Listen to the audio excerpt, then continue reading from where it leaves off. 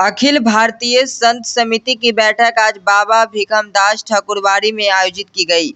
इस बैठक में अखिल भारतीय संत समिति के राष्ट्रीय महामंत्री दंडी स्वामी जितेंद्रानंद सरस्वती जी महाराज एवं पूरे बिहार से अन्य कई मठाधीश एवं महामंडलेश्वर शामिल हुए।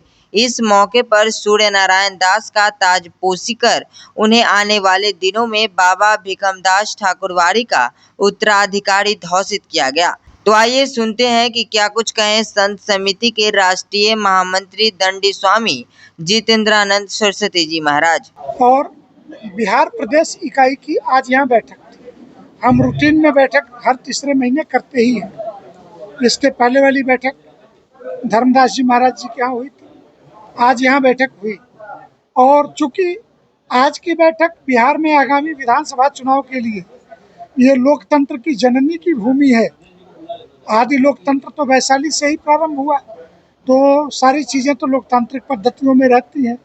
तो स्वाभाविक है कि मीडिया के देखने का नज़रिया जो है वो एक राजनीतिक नज़रिया हो सकता है कि संत जुटे हैं।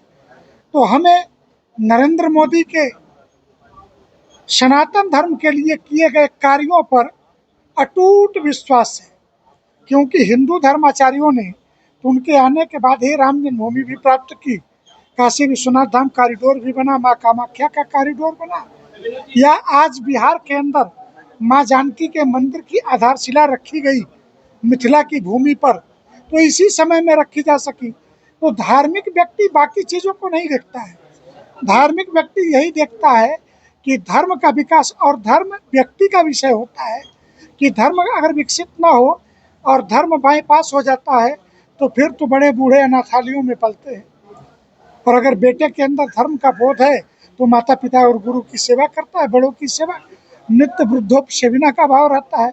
इसलिए हमारी मानसिकता क्लियर है कि ठीक है कि बिहार में चुनाव है, लेकिन साधु संत धर्म की दृष्टि से जो असर डाल सके, और बिहार में बड़ा क्लियर है कि धर्म का पक्षधर कौन है, धर्म का विरोधी कौन है। धर्म जब मैं कहता हूँ तो संप्रदाय की बात नहीं करता, क्योंकि बिहार राष्ट्रीय एकता और अखंडता के धुरी से जुड़ा वो प्रश्न है जिसके बारे में शर्जिल इमाम ने कहा था कि किशनगंज, कटिहार, पूर्णिया के इलाके में ये जो चिकन नेक है, अगर 5 लाख मुसलमान इसको रास्ते को बंद कर दे तो असम जाने का कोई रास्ता नहीं बचेगा और पूर्वोत्तर हिंदुस्तान से कट जाएगा। इसलिए बिहार हमारे लिए बहुत महत्वपूर्ण है सनातन धर्म की दृष्टि से। क्यों वो दावा ये अन्य धर्मावलंबियों को लेकर ही क्यों कर रहा है? इसलिए कि वहाँ हिंदू अल्पसंख्यक हो गया है उस बेल्ट में, उत्तर बिहार में। तो वो चीज़ें ठीक हो और राष्ट्रीय एकता और अखंडता के लिए कोई खतरा न हो, इसके लिए बिहार ने सदैव बलिदान दिया है और उच्च स्तरीय बलिदान दिया है। बाबा बिहार आए हैं, यहाँ पे मठ का काफी बुरा हाल है, कई जगह जमीन कैप्चर हो रहा है, कई दुकान कैप्चर हो रहा है। ये बहुत लंबे समय से भूमाफियाओं की नज़र है। मेरे कहने पे जब यहाँ पर कर रहे हो यार, मेरे कहने पर यहाँ पर गन्ना और राजस्व मंत्री प्रमोद कुमार जी थे, उन्होंने सारे सर्वे कराए। विधानसभा के पटल पर लगभग 12,000 हेक्टेयर जमीन मठ मंदिरों की है।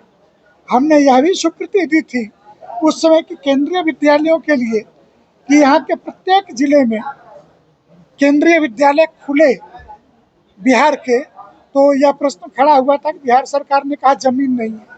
हमने कहा हमारी जमीन है जो गुंडे माफियाओं के कब्जे में है, आप मुक्त कराइए और उसमें से हम जमीन देते हैं। हम तो ये नहीं पूछ रहे ना कि हिंदू का बेटा पढ़ेगा कि मुसलमान का या ईसाई का। हमारे मठ मंदिर की जमीन किसी भूमाफिया और गुंडे के कब्जे में है, वो सरकार मुक्त करा दे। उसमें से केंद्रीय विद्यालय के लिए जितनी जमीन चाहिए हर जिले में वो हमसे ले ले, और शेष जमीन साधु संतों को उस पर काबिज होने दे। बिहार सरकार से क्या होगी? बिहार सरकार से तो वर्तमान सरकार से इसी सरकार के मंत्री ने नीतीश कुमार के ही नेतृत्व में ये सारा सर्वे कराया, ये सारी योजना बनाई, केंद्रीय विद्यालयों के लिए हमने स्वीकृति दी। लेकिन वर्तमान की व्यवस्था में जो बीच में आना जाना जो लगा, आओ सनम जाओ सनम, उसमें जो कुछ माफिया घुसे सत्ता के अंदर, उन्होंने बड़ा नुकसान किया और विषय रुक गया। तो आप तो जानते हैं कि एक चलती हुई रेलगाड़ी अगर रुक जाए तो थोड़ा जोर मारना पड़ता है, और चुनाव के टाइम जोर मारने को तो आप हमको भी राजनीतिक मान लेंगे। तो चुनाव के बाद जो भी सरकार बने, और बिहार की जनता ने हमेशा राष्ट्रहित में मतदान किया है, देश की एकता और अखंडता के लिए। और संविधान सभा के अध्यक्ष डॉक्टर राजेंद्र प्रसाद थे जो इसी बिहार में पैदा हुए थे। इसलिए संविधान की कीमत जितना बिहार जानता है उतना दुनिया में कोई नहीं जानता, न भारत का अन्य व्यक्ति जानता है।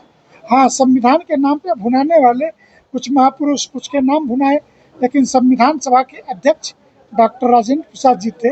और लोकतंत्र के लिए इमरजेंसी के विरुद्ध संघर्ष लोकनायक जयप्रकाश ने किया, वो भी बिहार की भूमि से। इसलिए लोकतंत्र की कीमत, संविधान की कीमत, ये दोनों बिहार की धरती जानती है। तो कभी राष्ट्र की एकता और अखंडता पे ये आंच नहीं आने देगी।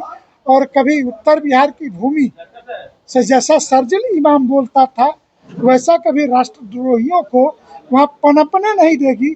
ये बिहार, मैं एक बात कहूँ, बिहारी गरीब हो सकता है, बिहारी के जेब में पैसा नहीं होगा, बिहारी बेरोजगार हो सकता है, ये सारी बातें हम मान सकते हैं, लेकिन बिहारी का स्वाभिमान और बिहारी के राष्ट्रभक्ति पे दुनिया में कभी संदेह नहीं किया जा सकता। अगर बिहार की धरती पर कोई देश का गद्दार पकड़ा गया तो आप उसके कनेक्शन से लेकर के उसके पैदा होने की ओरिजिन पता करिए, तो बिहार की भूमि कतई नहीं हो सकती है। वो कहीं और का पैदा होगा और उसने बिहार में कहीं न कहीं घुस करके आश्रय बनाया होगा। अन्यथा जयशंकर प्रसाद की एक कहानी है पाटलिपुत्रा के संदर्भ में, पुरस्कार, उसको कभी पढ़ लीजिएगा कि बिहार की बेटी से प्यार करके और पाटलिपुत्र में घुसने की कोशिश में एक युवराज की सेना को कैसे, एक पूर्व सेनापति जो मर गए थे उनकी बेटी जहाँ रहती थी वो जमीन जो था वो किसी को राजा ने पाटलिपुत्र साम्राज्य में दिया था, और सामरिक दृष्टि से लेकिन उस बिटिया ने कि ये तो छल से मेरी इज्जत तो जा चुकी है, लेकिन राष्ट्र की इज्जत, पाटलिपुत्र साम्राज्य की इज्जत नहीं जाने दूंगी। और उस बेटी ने राजा को बताया। इन मौके पर वो व्यक्ति पकड़ा गया जो विदेशी सेना का कमांडर था, लेकिन जब सजा की बात आई सबने उसके लिए मौत मांगी। राजा ने कहा बेटी अगर तू कहेगी तो क्षमा कर देंगे, लेकिन उसने कहा नहीं, क्षमा नहीं करनी है, इसके साथ आप मुझे भी सजा दीजिए क्योंकि मेरी इज्जत जा चुकी है।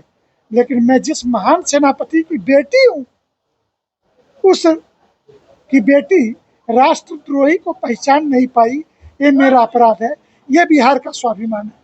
तो बिहारी स्वाभिमानी है, बिहारी अपने पसीने की कमाई खाता है। इसीलिए मैं बिहार के नेताओं के बारे में कहता हूँ कि बिहार से तो बुद्धिजीवी एक्सप्रेस चलनी चाहिए थी, लेकिन हमेशा यहाँ से श्रमजीवी एक्सप्रेस चलाई गई। इसलिए ये बिहार का एक दुर्भाग्य है, लेकिन उसको भी बिहार अपने योग्य नेतृत्व से बदलती पीढ़ी में सौभाग्य में बदल लेगा। इसका बिहार के पीढ़ी पर हमारा अखंड विश्वास है। अखिल भारतीय संघ समिति का बैठक हर साल होता है, और समिति आज ये बैठक में हुई कि ट्रस्ट बोर्ड में सभी मठ मंदिरों को बर्बाद कर रखा है। दूसरी चीज़ क्या है कि वहाँ 6-7 गो दलाल बाहर बैठे रहते हैं, सब साधु के लोगों को ठगते हैं, और वहाँ घूस का चल रहा है बहुत ज़्यादा। जो ज़्यादा पैसा दिया उसको पैसा छीन मिलता है। धार्मिक न्यास बोर्ड में अभी तुरंत एक महात्मा के कि 10,000 दिए तो महंथी का उनको जगह मिला। 2 आदमी लड़ रहे थे, एक आदमी ने पैसा दिया उसको महंथी मिल गए। तो ये जो वहाँ चल रहा है बहुत बड़ा खराब चल रहा है। दूसरा, गवर्नमेंट के ये सभी स्टेट में प्राइवेट हो चुका है, यानी साधु संत का हो चुका है। यहाँ गवर्नमेंट अपने कब्जे में रखा है, और तो खाली शोषण होता है। जगह जगह समिति बहाल करते हैं। समिति में क्या करते हैं कि महंत पुजारी वैसे रह जाते हैं, और जो समिति में सदस्य बहाल करते हैं मलाई वो खाते हैं। मंदिर के विकास पर कुछ भी ध्यान नहीं समिति देती है। यहाँ भी 12 साल किशोर कुणाल जी रखे, कुछ यहाँ का विकास नहीं हुआ। जब हम यहाँ आए तो सिर्फ 2 चौकी था, 2 बल्ब था। मोबाइल की रोशनी पर यहाँ लिखा पड़ी हुआ, और मैं उस दिन से जब से यहाँ आया हूँ, यहाँ मंदिर का विकास किया हूँ। पूरे मंदिर में लाइट बर्तन हर चीज़ की व्यवस्था कर दिया हूँ, एक फ्लोर बना भी दिया है। 12 साल की कुणाल जी के अंदर ट्रस्ट बोर्ड का अधीन कुछ नहीं किया है। यहाँ विकास, यहाँ काली रणवीर नंदन अभी अध्यक्ष अभी हैं, वो आए कैसे हैं। काम कर रहे हैं? रणवीर नंदन ने आए हैं, अभी ठीक है। अभी 18 तारीख को उन्होंने बैठक बुलाई है बापू सभागार में। क्या करते हैं, वो चीज़ जो रखे हैं बाहर पर रहते हैं दलाल लोग, घूस का प्रक्रिया नहीं बंद हुआ है, न होगा। चाहे रणवीर नंदन आवे या कोई किशोर कुमार कुणाल के बेटे भी मेंबर बने। मेंबर है, कुछ करते हैं, बेटे बने हैं मेंबर है, कुछ करते हैं नहीं। आई जब आपके पास आएंगे कि आपकी हालत देखेंगे क्या स्थिति है तब न पता चलेगा। वो मेंबर हैं, कुछ करते नहीं, आते ही नहीं, तो फिर क्या करेंगे वो। आप लोग के अधीन जो भी मंदिरें हैं वो कहीं ना कहीं जो कारगर कदम होना चाहिए मंदिरों के लिए वो नहीं हो पा रहा है। धार्मिक न्यास बोर्ड में लूट मचा हुआ है, कितनी बातों में सच्चाई है? मैं तुलसीदास गोस्वामी, वर्तमान में मेरा नाम स्वामी तुलसीदास गोस्वामी। हमारे कार्यकाल में मैं जब धार्मिक न्यास का लॉ अफसर था और वहाँ का अधीक्षक था, हमने बहुत सारा प्रयास किया कि धार्मिक न्यास को शुद्ध किया जाए। और हमारे कार्यकाल में कोई ऐसा आदमी नहीं था जो एक धूल भी जमीन उगा सकता है। रामकृपाल यादव के समय में मेरी जानकारी में कोई गुप्त हुई हो कोई भी नहीं जमीन नहीं बिका था। किशोर कुणाल जी के समय में एक बेटा जमीन नहीं बिका था, क्योंकि वो प्रशासनिक पदाधिकारी थे। उनको यहाँ धर्म को कैसे चलाया जाए और महंतों के साथ क्या व्यवहार किया जाए, उनका रुख बहुत कड़ा रहता था। अगर वो सोच लेते थे कि अगर कोई उनसे मुंह चला दिया, केवल यह बात कह दिया कि साहब आपने यो अपने मन से क्यों कर दिया, तो बहुत गप हो जाता था।